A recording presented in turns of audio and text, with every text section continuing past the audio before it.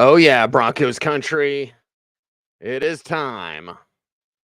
Because, well, you had a good one. Boring one against the Carolina Panthers. That's right, Orange and Blue post-game live.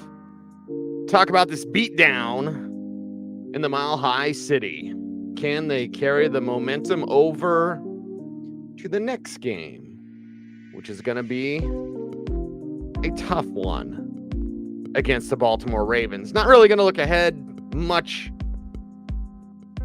but because this game was so bad, I don't know. Can we go an hour talking about, what was an easy victory for the Denver Broncos? Sean Payton talk a little trash to the players afterwards. Carolina players upset that the Broncos kept going for it. And, the old adage goes, if you don't like it, stop them. And Carolina could not stop the Denver Broncos. Score isn't as indicative as how this game was just an out-and-out ass woman. 28-14, the final score. Garbage time touchdown for the Panthers there at the end of the game. The touchdown to rookie Jalen Coker. So really, this is 28-7. And honestly, if you don't have little Jordan Humphrey fumble that ball on the very first drive, and Carolina had the ball around midfield, and they moved the ball down and scored, I mean, this could have been the shutout. Always respect your opponent, all that kind of stuff, but they called off the dogs, and that's the only reason why Carolina was able to do much of anything. And here we go. Broncos country. And here we go, Bo Nix. We're going to start there with Bo Nix in this one because Bo was out there against an inferior opponent, and he made him look inferior. And, the people that said they were out on Bo Nix, they're just wrong. They're ridiculous. I don't really have time for those type of people who would say such ridiculous things. On the flip side, we have to know that Carolina is an inferior opponent. So it's 284 yards, it's 3 touchdowns. I still wanted 300 yards. It was 298 passing as a team because Riley Dixon tossed one, Courtland Sutton tossed one, but 284 for Bo. And you love to see that spreading the ball around. 1, 2, 3, 4, 5, 6, 7, 8, 9, 10, 11 different receivers again. And oh boy, did they get the tight ends involved today. Like an extra emphasis there from Sean Payton to get the tight ends involved. And running the ball, they did enough. Again, what can you take away from this? I think one of the main things to take away is that Bo Nix is improving. He is, even if Carolina stinks or whatever, like Bo Nix is improving. You see it on a weekly basis. You've seen it for a couple of weeks in a row. The Saints game, he didn't start out as clean as he'd like. But in this game, you saw his footwork was better, something that has been emphasized by the Broncos, by Sean Payton. Certainly the media is asking a bunch of questions about Bo's feet. Did he get his feet right? I think that he did. And it doesn't mean that they're fixed forever, but you're seeing signs of how he can deal the ball once his feet are set, once his base is the proper width. Too many times he was throwing with a narrow base. It's not a good look. It doesn't lead to good throws. This game, clean pocket, fired away from that pocket, and, was able to hit his receivers in stride, on time, and on target. He had the rushing touchdown, the up and over. He's got to be careful about that. I might have to ask about that, because the up and over thing, once you do that a couple of times, everyone's going to just go to punch that ball out. So we'll see what happens there. But only 5 carries for 4 yards. That's fine. The rushing for Bo Nix doesn't have to be there, especially in this type of game. I don't need 10 carries for 75 yards from Bo Nix. I thought this was a real solid performance. I thought this was a performance where immediately you saw that Bo Nix is taking his footwork seriously, staying steady within the pocket, something that early on, and there's seasons in football and in life, And there's seasons within the season. We're in the second half of Bo Nix's rookie season. Basically, with this game, we're right there at halftime. It is halftime of Bo Nix's rookie year. And what have we seen? We've seen a quarterback that has gotten better. We've seen a quarterback that his accuracy was better today. We see a quarterback that's footwork was better today. So there are things to take away, even if Carolina is clearly an inferior opponent. And even if this seemed like a preseason game, I had my buddy Mark text me during the game. He's like, I love the preseason. I'm like, yeah, it's awesome. And you got to beat who's on your schedule. You got to play them in the order that they give them to you. And like I said, November is going to be tough. It's going to be tough. See what the Raiders are even doing at the end of the month. But the next 3 games are going to be very, very difficult for the Broncos. This was nice to get some warm up. The trick plays that Carolina took offense to. Get offended as you like, Carolina. Just stop them if you don't like it. The trick plays give Baltimore something to prepare for. They give Kansas City something else to prepare for. So in a game where you can throw them out there, you do that because now there is, a half an hour involved in preparation during the week. Now, there's dozens of hours of preparation by coaching staffs during a week leading up to a game. But you just took away with 3 trick plays, you just took away about an hour or so. Maybe it's more, maybe it's less. I don't know, but they're not going to not know those plays. They're going to know those plays. They're going to know that you have those plays. They're going to try to guess some of the variations off those plays. So again, Carolina's all offended that the Broncos are running trick plays. Yeah, they'll be all right. They'll be all right. You don't do it for Carolina. It's for the next games. So for anyone that's like, hey, you can't get anything from this game, that's untrue. We can't go overboard with our observations and like, Bo's the greatest quarterback ever. Okay, nobody should be saying that, but at the same time, you can't just chalk it up to a weak opponent. They're NFL players too. They're not very good, and they're not well coached, and the quarterback isn't good. But like I said, what if they would have barely won? This is what I always say to people that say, like, level of competition. Well, look who you played. Okay, and they beat that ass. And don't give me the final touchdown. That doesn't even matter. So they played an inferior opponent. They beat them down. They could have, first touchdown notwithstanding, stupid little Jordan Humphrey fumble. Like, I hated that fumble. I hated it. I wanted the shutout. And you could have got the shutout. You might have been playing for the shutout instead of garbage time, soft defense, and a garbage time touchdown. But when the people say, like, oh, it's just you beat Carolina, they suck, whatever. First, you got to play them. Second, they didn't barely win. If they had barely won, you'd be like, okay, what's going on? Carolina, they give you a great shot, and they hadn't shown much to this point this year. Bryce Young hasn't won a road game. Now I think he's 0-10 on the road in his pro career. So, if they had barely won, God forbid they had lost, you'd have a different conversation. You would have things to really chew on. And you do now as well. This game, it's not like there's zero reaction from it, right? There is reaction, measured reaction, I think is the best thing to say about this sort of contest against a team like Carolina. You like it for confidence. Remember, not momentum. Momentum can be taken away. You like this win for confidence. You like this win to show people the trick plays. You like this win to show people that you can feed Courtland Sutton and that you can feed the tight end position, something that was emphasized today. Sutton with 11 targets, 8 catches, 100 yards. First 100-yard game for a Broncos receiver since Marvin Mims in week 2 last year. It's been over a full year when this Broncos team didn't have a 100-yard receiver. Now you've got one again with Courtland Sutton. And from going from 0 catches and 0 targets against the Saints to 11 targets, I like it. I think, honestly, he needs to have, I won't get ridiculous and say 15, but if you had 12 targets a game for Courtland Sutton, I think that'd be really good. I think it would fit very nicely with what this team can do and should do. Honestly, they should feature Sutton like that, like he's their number one, because he is their number one.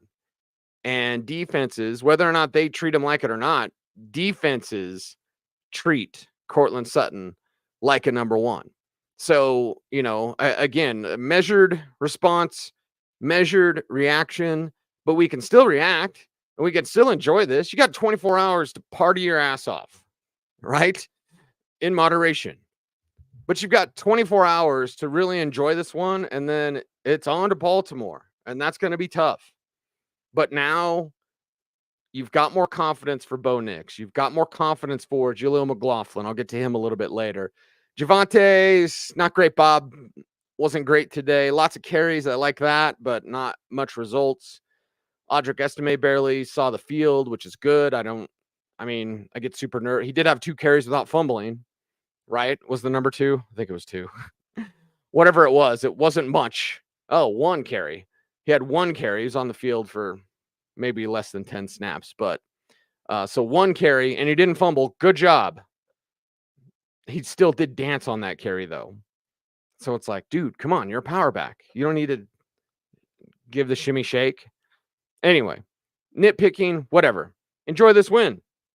Enjoy this big win, and, try to take as much away in terms of confidence as you can, because this team still played swarming defense. Nick Bonito getting the 6th sack in a row, 6 games, tying Von Miller.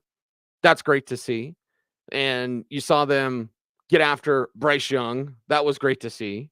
He's not good at football, and the Broncos made him look that way. First drive notwithstanding. But I think in starting with Bo Nix and kind of scattershotting all my ideas, and then going in with the main idea is to start with Bo Nix. I thought Sean Payton called another really good game for him. This is 2 games in a row.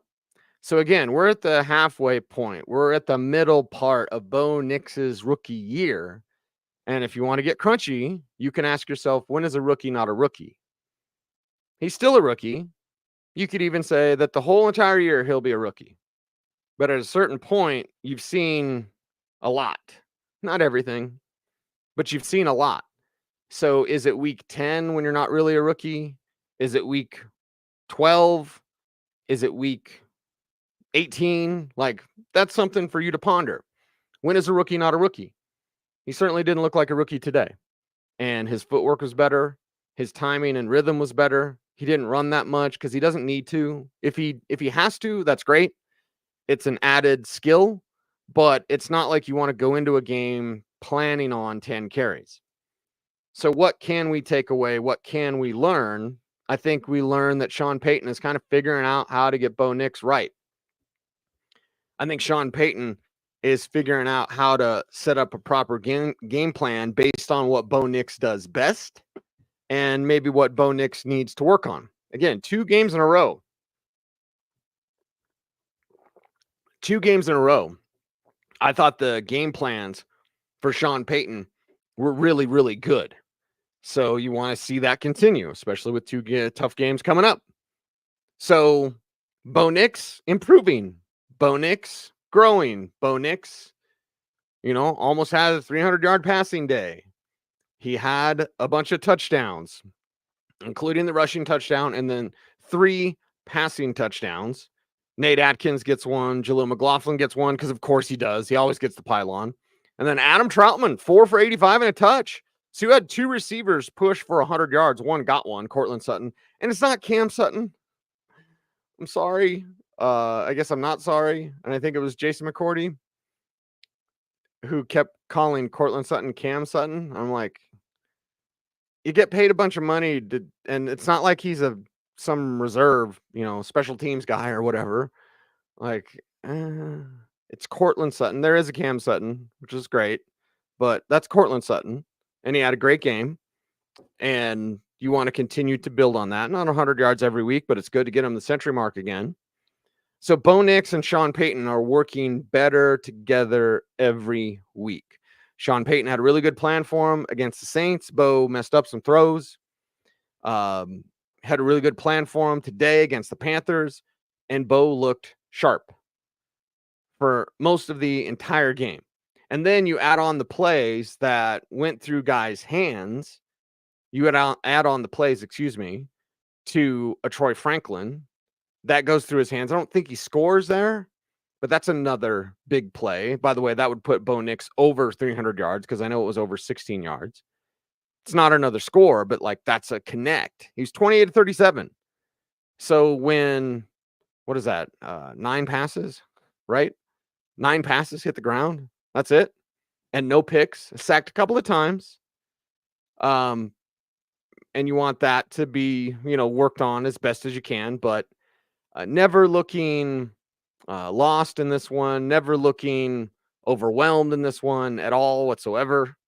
Running enough 32 rushes, 39 passes, again, including Sutton with the pass and Riley Dixon with the pass. So somewhat balanced, still going a little bit towards pass heavy. And 37 passing attempts, honestly, I would have liked more like 30 passing attempts. But whatever, you work on stuff. You're facing an inferior opponent. You work on things. That's what you do now. You had an opportunity to work out some of the kinks. You had an opportunity to iron out some of your problems offensively. And you looked really good. So, I see the chat room fired up already. And I think I'm just going to jump into the chat room because I'll probably talk about everything in, again, an easier win for the Denver Broncos. So it feels good. And yeah, I'm on to Baltimore, but everyone can celebrate tonight and they can celebrate this win, and you can learn from this win. You can take things away from this win. And so we'll talk about it in the chat room fired up. I'll try to catch up on your comments as quickly as possible. Style points did matter. Christopher says, what a game. Beat a team they're supposed to beat with style points too. That's right. And when you face an inferior opponent, you got to beat them down. And that's what they did. Harry Plopper says, can we dispense with the Bo hating finally, for the love of God? Yeah, I mean, it's sickening that we have to do this drill every week. And maybe it's just what we do the entire year. I wish it wasn't. But, the people who are out on Bo Nix after 2 weeks, like, it's ridiculous. He's a rookie. He's going to have some ups and downs. Today was a real big up. Inferior opponent, whatever. It was a real big up. Like I said, footwork looked better. Passes look better. Leadership's always on point with Bo Nix. So there you go. Mark says, can we please trade for a weapon? I did see that on my X timeline of, hey, nobody but Sutton is showing up. Well, Troutman did, others, but I think it was after the Franklin drop. And people were upset of like, they need more weapons. Yeah, I would say this. If you beat Baltimore, you're buying something. If you lose to Baltimore, you're probably not buying anything. But now at 5-3, if you're 6-3, and the trade deadline's a couple days after, you're gonna think, okay, we're 6-3. Let's put it together. Let's see what we could do. Now, who are the weapons? Christian Kirk, whoever. It seems like Cooper Kupp, that has fallen by the wayside.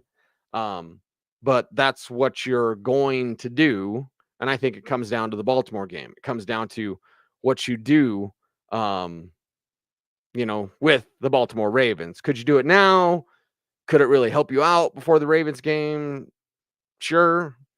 Who would it be? There's a zillion theories out there. Usually, and not to be rude or just kind of pass something off. What if the Broncos traded? Yes. It's the best idea ever. It's not fantasy football. But most of the time, if somebody asks me something via text or, via social networking, what if they traded Evan Ingram? Sure. What's the price tag? Right? Unless it's something like T. Higgins. Like, I don't want to trade a first rounder for T. Higgins. By the way, he's hurt again. So it's like, okay, some stuff is ridiculous. Most of it's just like, whatever. I think they're going to listen to offers. They're going to pick up the phone if somebody calls. I had my buddy Blake, shout out Blake, who said, like, could they trade Greg Dulcich? And my answer is just like, for what?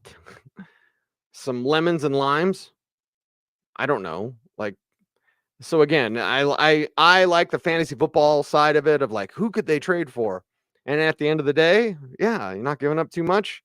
Go get somebody, 4th round pick for Christian Kirk, whatever. Yeah.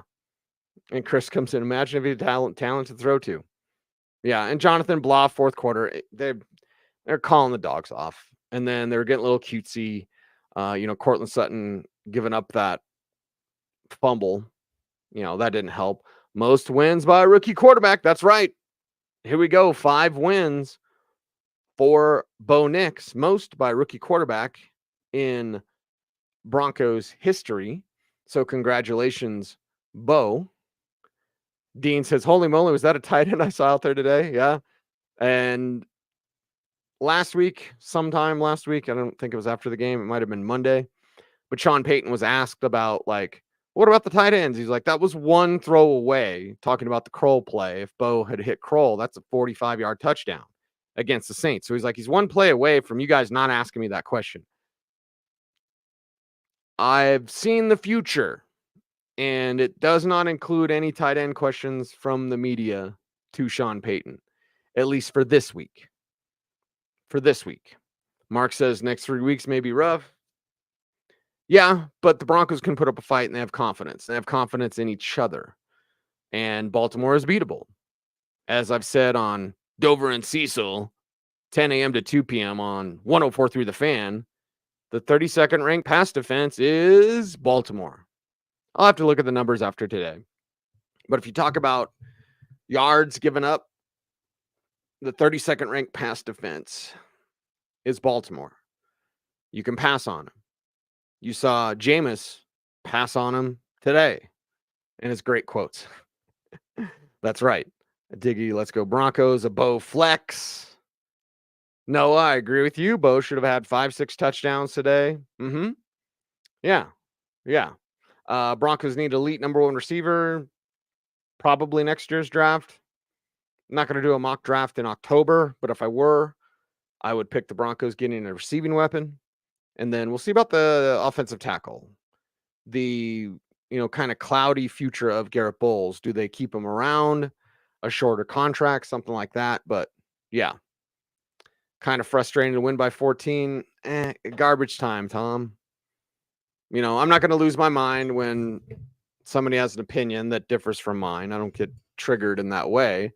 But I also look at this and go, it wasn't really by 14. It was by 14. They only won by 14.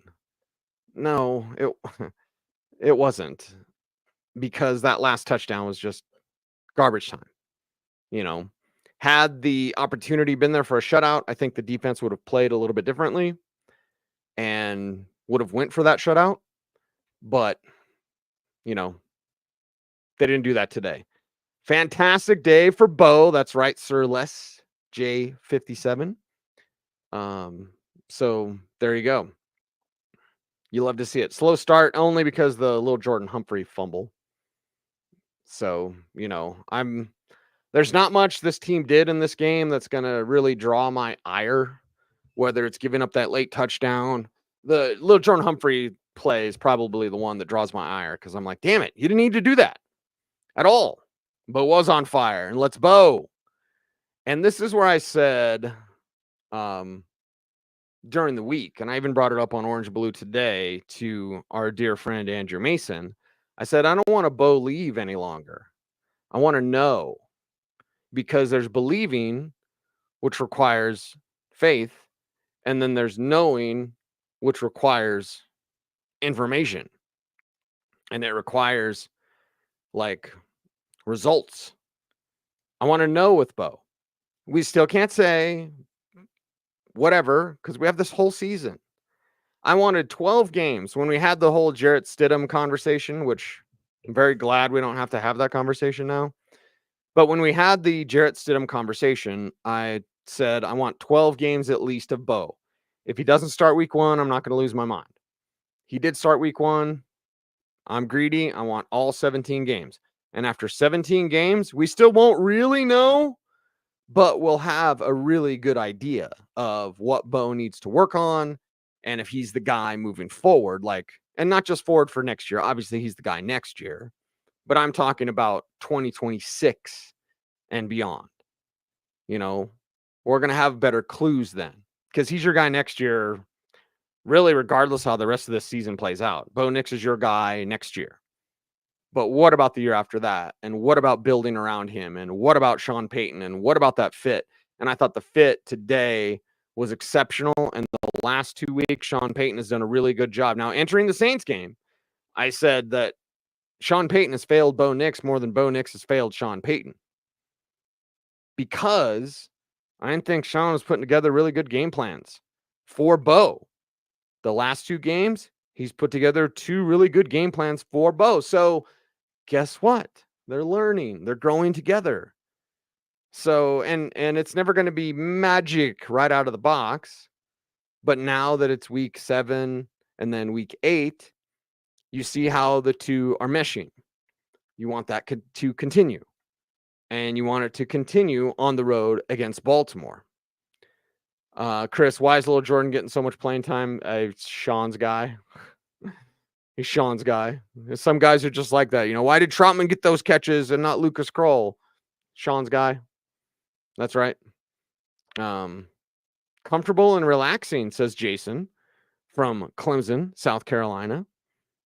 Yeah, that's fine. I love sports boring, because I already started planning part of the show for tomorrow in our text chain with Josh. Fred says Broncos handle business. If I'm nitpicking, we're concerned with the fumbling. Now it's time for the meat and potatoes of the schedule. Yep, that's right. Fumbling would be something to nitpick on, Fred, so thank you for that. I think that is important to bring up. There was an Audric estimate today, but you had a couple of wide receiver fumbles. And quite frankly, this team isn't good enough to be able to fumble the ball against good teams and win. You don't have to play perfect. No team can really play perfect. We see it once in a while. But there's always a punt, or there's always some sort of, tip pass, tips and overthrows. Got to get those. There's always something that comes up during a contest. So I'm not saying the Broncos have to play perfect to beat Baltimore. They do not. But it's not going to help their even slimmer chances of winning if they're coughing up the rock. So, yes, glad you brought that up. Got to clean up those fumbles, and against an inferior team, that's what you should have done. Randy says, yes, Carolina's a bad team. As much as we should have won this game by all means, which we did. It's that we did it playing with assertiveness and confidence that this offense has lacked in past games. I like that. Randy, I'm going to steal that, and I'll give you a quarter every time I say it on the fan. Assertiveness and confidence. I think they did. They knew what they wanted to do, even if it was handing the ball off to Javonte and it wasn't that successful. Not even really upset by that. I'll go back and watch the coach's tape, and I'll see, were the holes there for Javonte? Was he a little sluggish? What was the holdup? And any team going forward, and you saw when Bo extended plays, did you see what happened? When Bo extended plays, somebody's coming from off the screen to just go right at him, which is football 101. Your quarterback's going to run. You're going to make it 11-on-11 football. They're going to spy you, or at least know that when you break the pocket, we're coming to get you. Not we're going to hang back in coverage and then the receivers are behind us we can't see. No. Bo breaks the pocket, someone comes off screen and gets him. This is just a result of what he's done in terms of running the ball and being dangerous as a runner. Teams are going to try to take that away. So is it merely the fact that Javonte was facing stacked boxes? Yeah, you got to face stacked boxes. I know the numbers get floated around. He faced a stacked box on 85%. Okay, yeah, beat it. Block it better, run it better, beat it. Because if you have a stacked box and you get past that line of scrimmage and you break into the second level, it's bye-bye time, house call. Maybe not for Javonte, but it's a big run because there's nobody back there. They're putting everybody up at the line of scrimmage. So block it better, get it better. And again, I'll go back and look at the coach's tape. Not really going to lose my mind over Javonte's performance, but I do like the fact that the assertiveness is what I think Randy hits on here. They had a plan. Don't alter the plan. And they didn't. They came out and executed, and they did what they wanted to do. Joel says, Bo was awesome. Wide receivers need to make some catches when it hits their hands or goes right through their hands. That's for sure. It would have been 400 yards passing. Yeah. Yeah. Court with the throw of the day. Bo was dealing, though, man. I'll say Court's throw was fine. I liked his base as a thrower, as a passer. I liked the way he used his eyes, right? He was focused this way and then was going to fire this way. That's where the play was going to go, but he made sure to try to move the safety with his eyes. I'll talk to Court about that next week. But Bo was dealing. Bo's made some pro throws. Again, I've got friends or followers on social networking that like, where's the pro throws? Well, watch. Bo's making pro throws every week. Now, he's making some bad throws, and his footwork outside of this game has been pretty awful. So there's plenty of things Bo needs to work on. But if you don't think Bo's made, and I'm not saying Maine's saying this, but if you don't think Bo's made pro throws, you're not watching. He totally has made pro throws. Not all of them, but there's enough there. Stick window, tight window throws, timing throws where you got to throw it low, where only your guy's going to get it. The defense can't get to it, like stuff like that. That's what he's been doing. Mario, Bo was great also. And he's improving. That's right. That's right. Imar loves OBT. Thank you. Thank you. Appreciate that. And that's the thing Brad brings up too. Like, you have to beat these teams. If you face a bad team, if you face a bad Raiders team, you have to beat them. If you face a bad Jets team in a downpour, you have to beat them. If you face a bad Carolina team, if you face a Saints team that's given up, you have to beat them. And they did. This isn't some sort of like cure-all answer. And again, Brad, I'm agreeing here with Brad. But just to be clear, because I know there'll be people out there, and usually and there's one guy that comes in the chat room sometimes, I'll just like block him because it's just always like against Bo with no thought or structure or form, can barely form a sentence. Oh, Bo's terrible. Like, no, let's talk about what Bo needs to work on. He's not terrible. You shouldn't give up on Bo. And then for the people that are like, well, it was just Carolina. Okay, yes, that's not untrue. But at the same time, that's a pro team. It's pro coaching and pro players. And they went out there and beat them up. So what can you take away, and how measured should you be?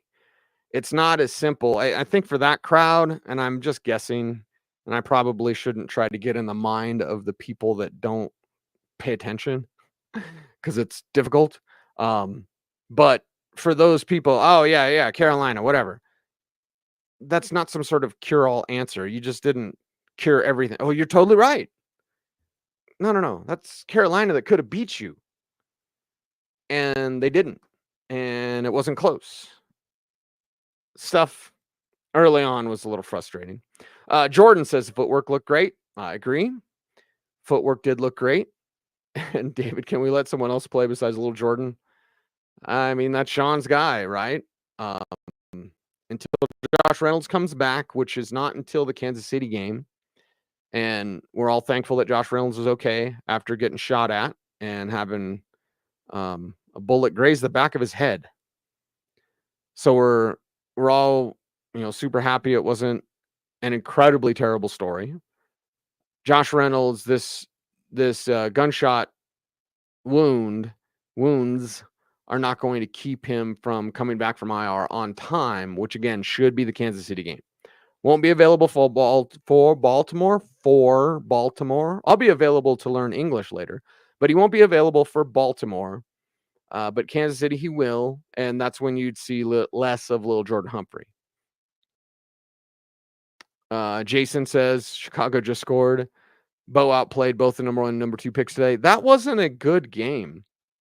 I'm curious to dive into the film. Of course, I'm focused on the Broncos, and even a blowout, I want to see Julio McLaughlin do more, right? There's so many talking points, but I think also learning points that even a blowout, I want to study what the Broncos are doing, because I won't be able to study it until I do this show and then another show, and I write 2 blogs, and then hopefully if it's not like midnight, I will be able to jump back into the film. and then get ready to talk about it some more. So I wanted to watch that, but I was keeping an eye on the Washington-Chicago game, which I was super excited about, and it was a bad game. So there you go. Just Me says, we need wide receivers. Nick's balled out today. I like that. He did. Bona-fide. He was bona fide. Yep. And this is the Bo we were looking for. Rob brings it up. I totally agree with this. This is the Bo we were looking for. Enjoy it and then get back to work. There's much to build on. I agree with that. Enjoy this win, though. There's no, when you're going to look back at the record or you look at the box score, is there any sort of asterisk because a team sucks? Well, yeah, I mean, but that's Carolina. No. Enjoy this one like you enjoy any other win. Some are a little bit more, more elation than others. But yeah, if you're not enjoying this win, I don't know if you're a Broncos fan. Seriously. Because it was like, this is a good win. And Maine brings it up. The game is starting to slow down for Bo. Yep. 1000%. It's starting to slow down for him. And Sean's figuring Bo out. So you have a crossroads, an intersection, if you will, of multiple things that are going on. You have Sean learning Bo. You have Bo slowing things down, his mind down. And that's the thing. When Bo had bad feet, it's not because he had bad feet. Does that make sense? When Bo had bad feet is because his mind was racing and he's thinking about a zillion things and trying to throw 2 touchdowns every time he throws the ball. Like you saw today, game was slowed down. Things were calm. He was making stick throws to Courtland Sutton in the middle of the field, right?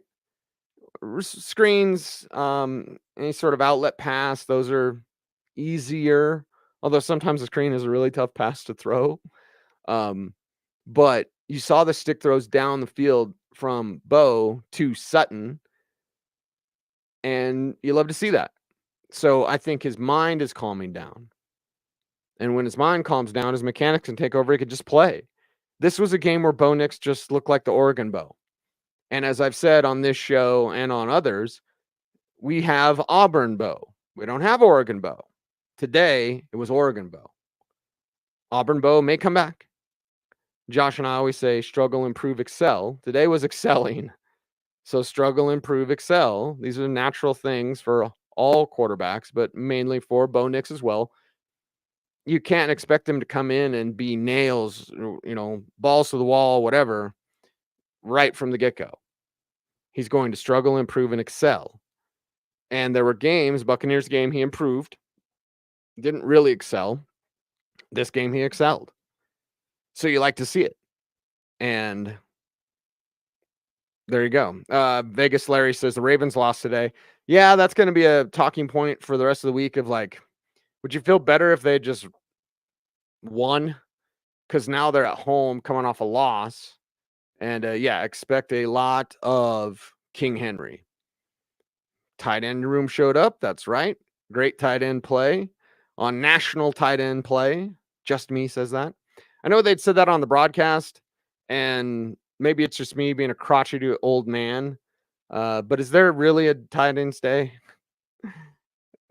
Or were they just saying, I don't know. And even though I did bring up McCourty for saying Cam Sutton, I usually don't make fun of the broadcast teams if they're just trying to be funny. Because it's a tough job. It's a really tough job. And some people aren't funny. Some people would say that I'm not funny. Okay, that's fine. But like a national tight end day, because there's always like, it's national give your coworker a hug day or whatever. There's all these different, it's siblings day, it's son's day, it's daughter's day, it's all that. We got the big days, but like every day it's like National Cupcake Day. And I was like, is that really? Do we really need a national Matchbox Cars day? Right? I don't know. So if it was tight end day, like officially official, then cool. It was good. It was good to see. And again, Sean Payton's not going to get any questions about the tight end. Brad, what's up, Brad? Game plan, quick passes, smart, good coaching. That's right. Bo's starting to settle down. Look out. Would have had over 300. Sure, that would have been there. So 303, which I wanted, you know, that almost happened. Could have happened. Javonte never got into a rhythm, but the game plan wasn't to run today. I think it should be the game plan every week because you run to set up the pass. He did get 17 carries. So again, 17 is enough for him to get into a rhythm. And I want to look, and I don't want to sound like Sean Payton and be like, I have to watch the coach's tape, but I have to watch the coach's tape. I got to see how the blocks were coming together, what the safeties were doing, what he was seeing from the end zone angle. It's more beneficial. So I didn't like the outcome, but he got plenty of work to get in a rhythm. I'd say 15 gets you in a rhythm.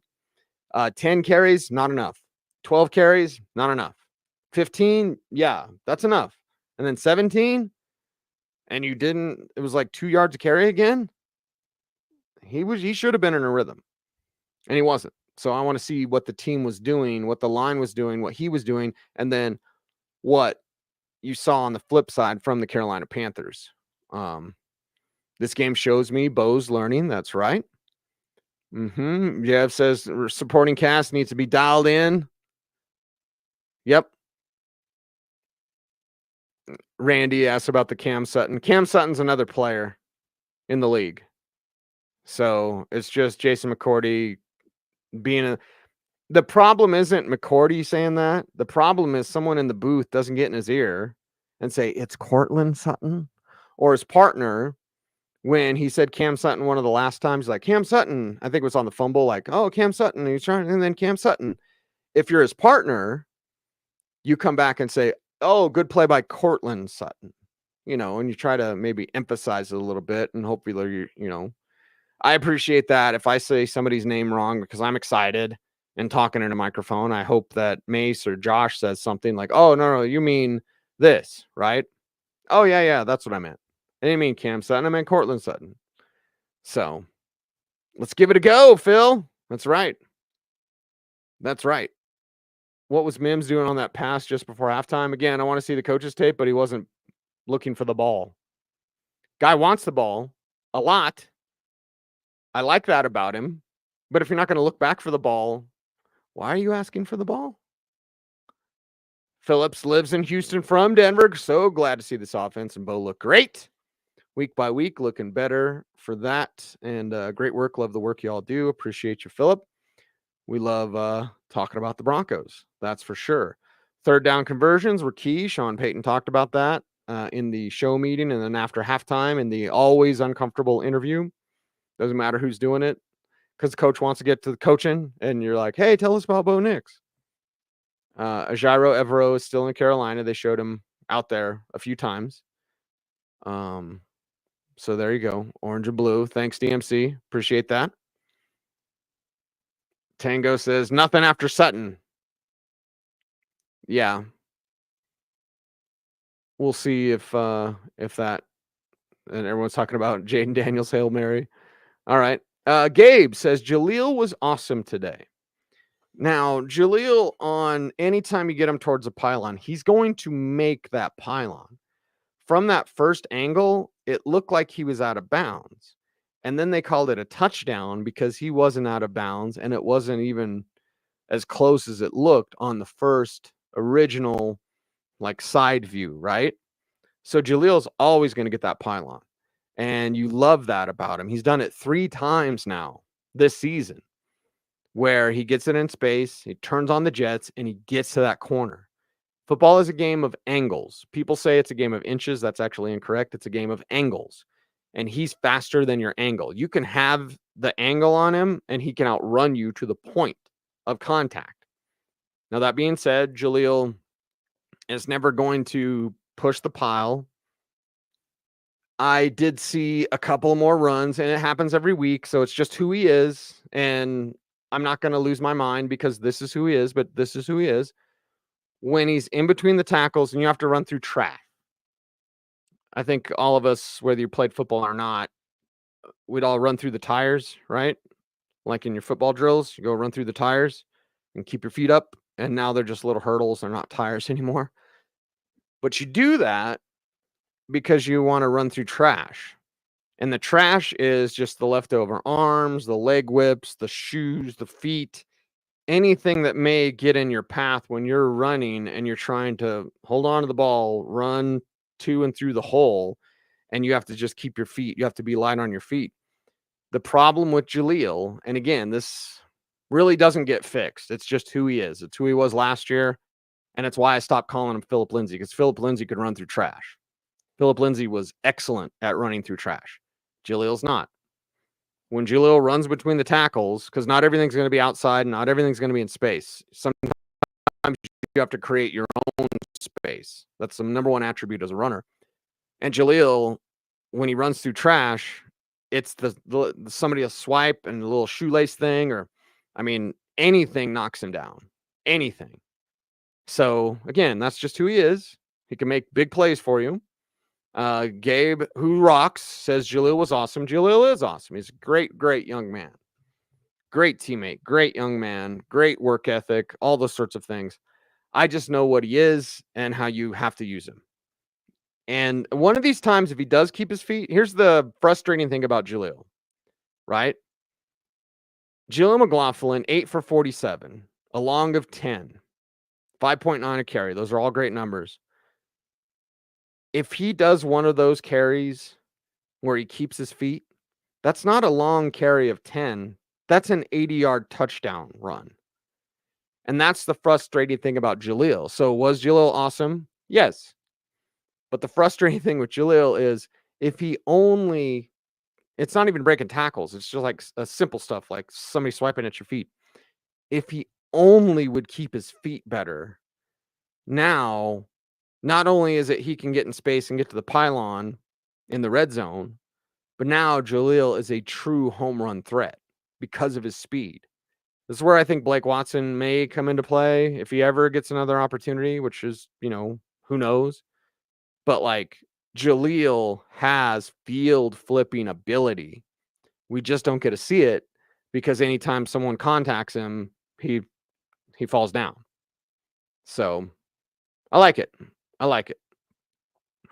Go back and watch that TD to Jaleel special throw, like top QB special. Tony says Super Bowl bound. Hey, yeah, enjoy it, man. Right? Enjoy it. I'll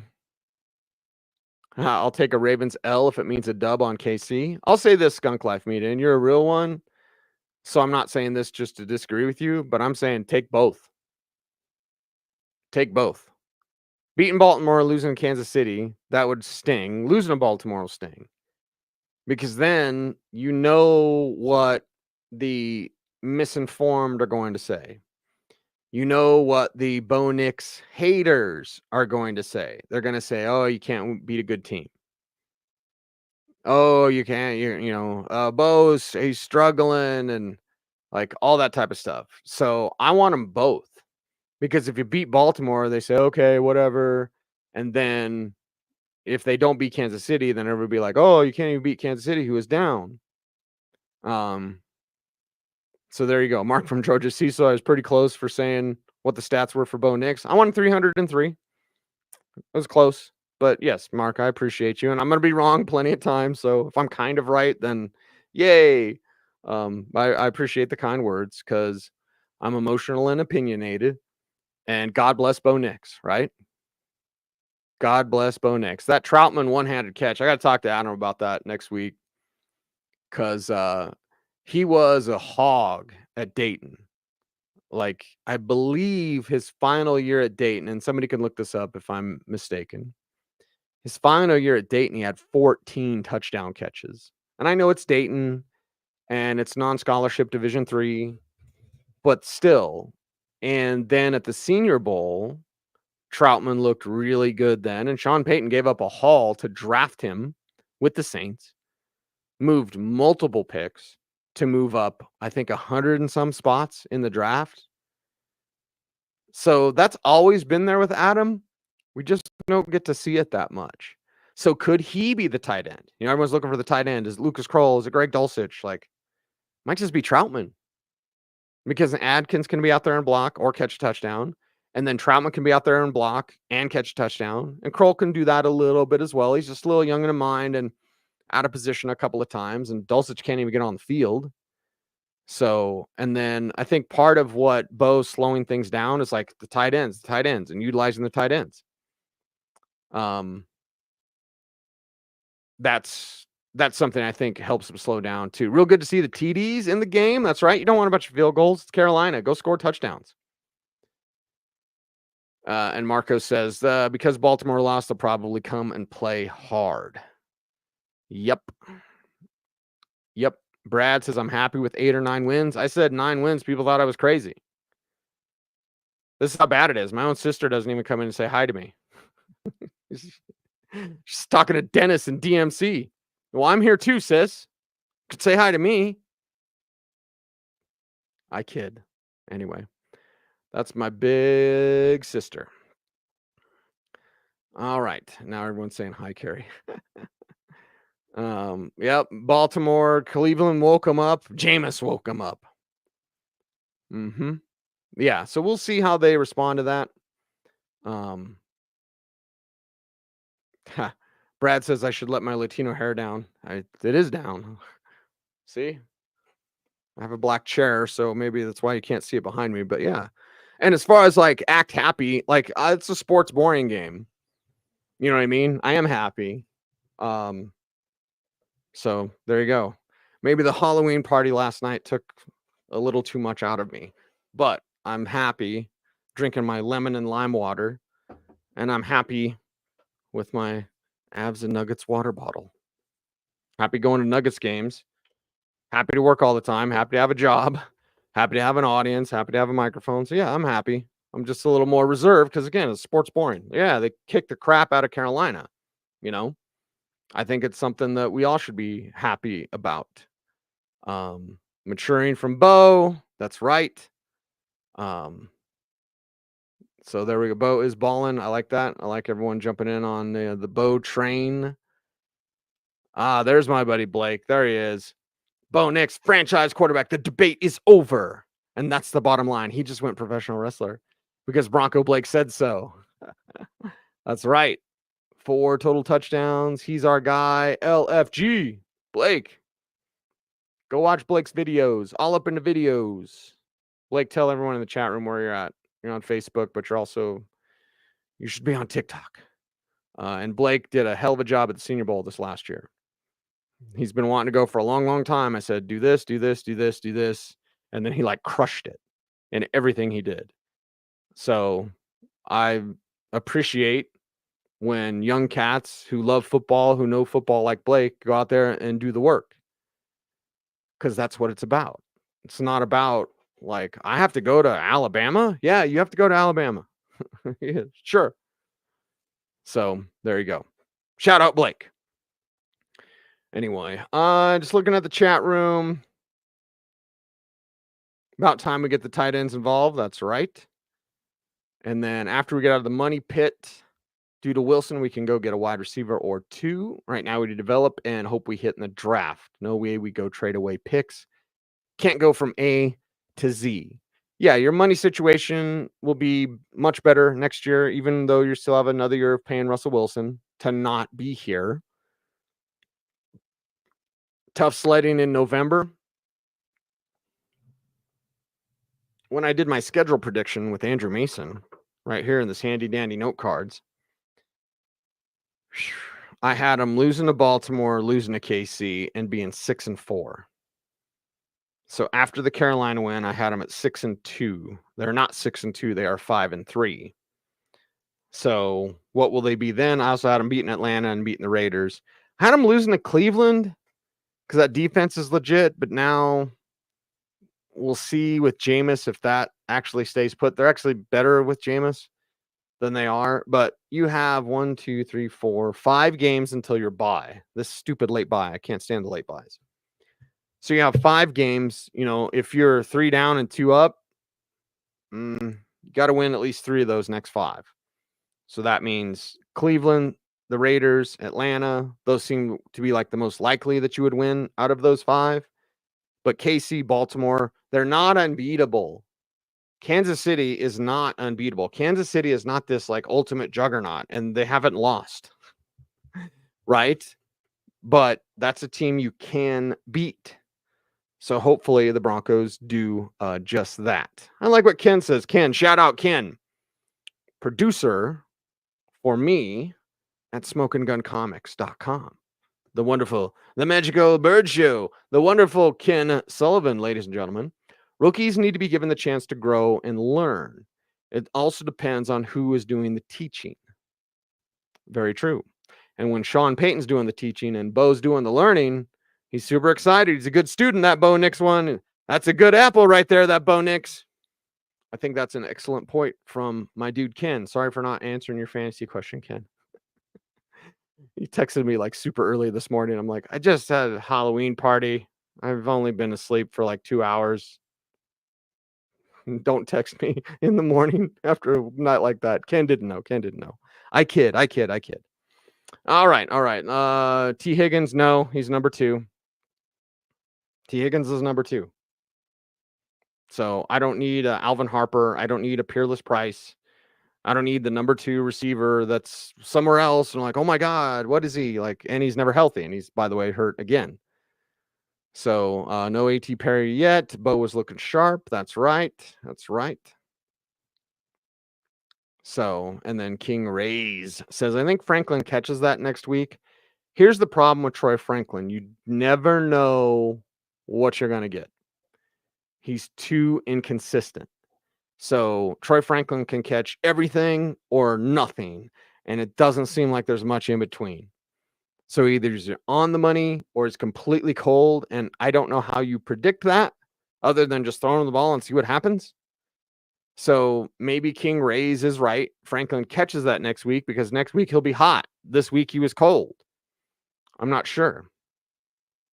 I'd be calling the Titans for Ridley. Yeah, Ridley got some people excited today. That's for sure. Morvele, Okie. I'm always a fan of Morvele. Daryl says stand pat. Trade for Olave. Yeah. And yep, Jonathan, trade deadline is on election day. So 2 p.m. 2 p.m. should handle Donald Partham. Well, the way that Troutman played and the way Kroll's playing, like it doesn't seem like Dulcich is ever going to get active. And maybe Parham gets in, but you'd have to have something happen to those other 2 guys. When are we going to see A.T. Perry? Not sure. Gotta love those style points. Yep.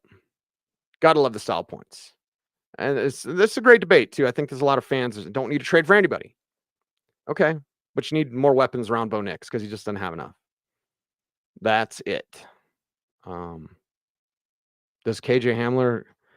My only ask, Antonio, and I like KJ as a person, but he's hurt so much, you'd just be like, would KJ Hamler even be healthy enough to catch that? And again, I like KJ. I just can't stay healthy.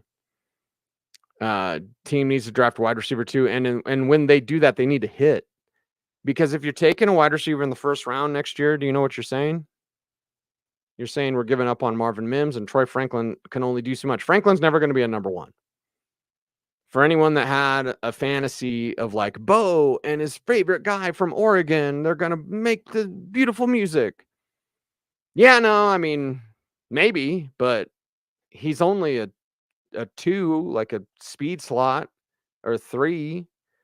You know, Franklin isn't an alpha 1. You need an alpha 1. And you don't have that.